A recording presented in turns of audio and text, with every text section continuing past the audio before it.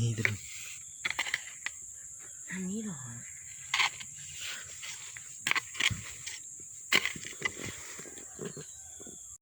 ใช่ยังมาเบิ่งมั้ย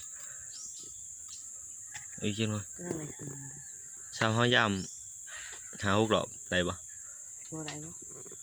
ก็เจอตัวเจอ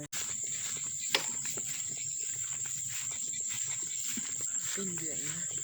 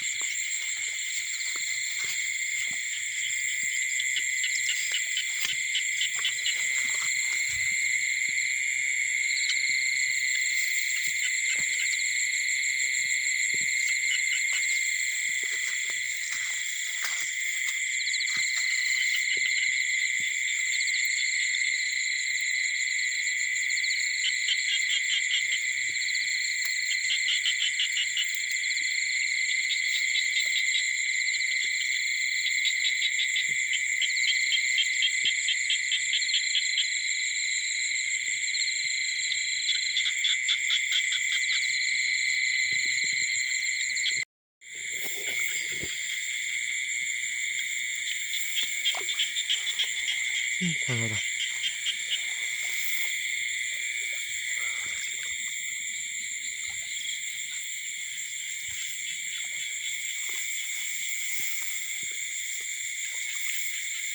ขุนมาเลย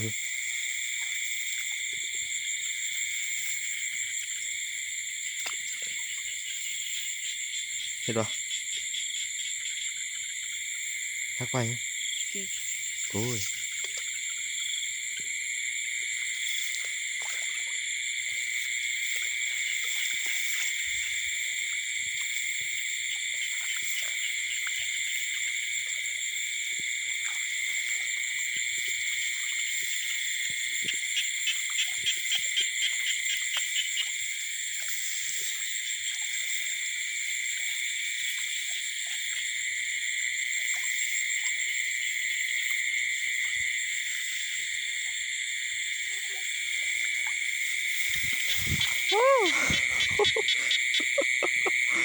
ทำเดินยุ่นเด้อ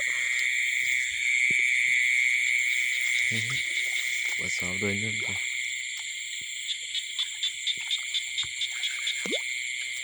โอ้ป่าชะตามโอ้โหตรงนี้ว่าคอยงานที่ว่า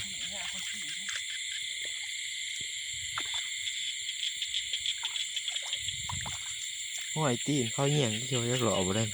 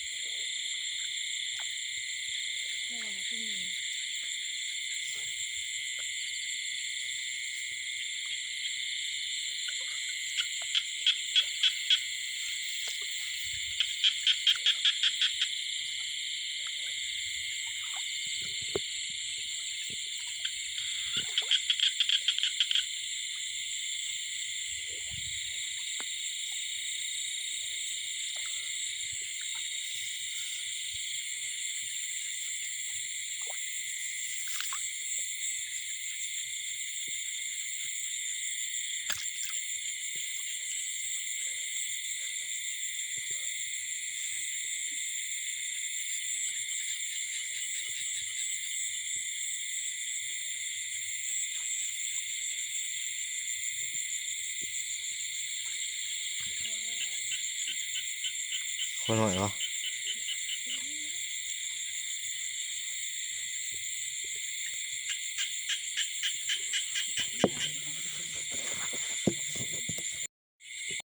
ยังฮะ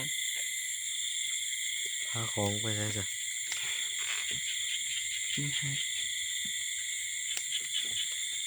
เอาเนี้ยมันเกาะอยู่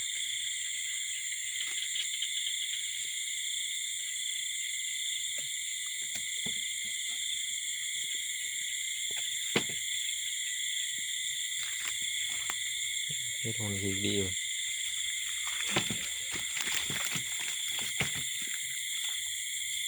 ถึกดีเนาะ เยอะเกินนี่ปลาขาวสักกัน ให้ทำอันนี้เลยครับเอาขอสองดอกด้วย เจ๋ง ช่าง เจ๋งอยู่ แกนเสียนะมึง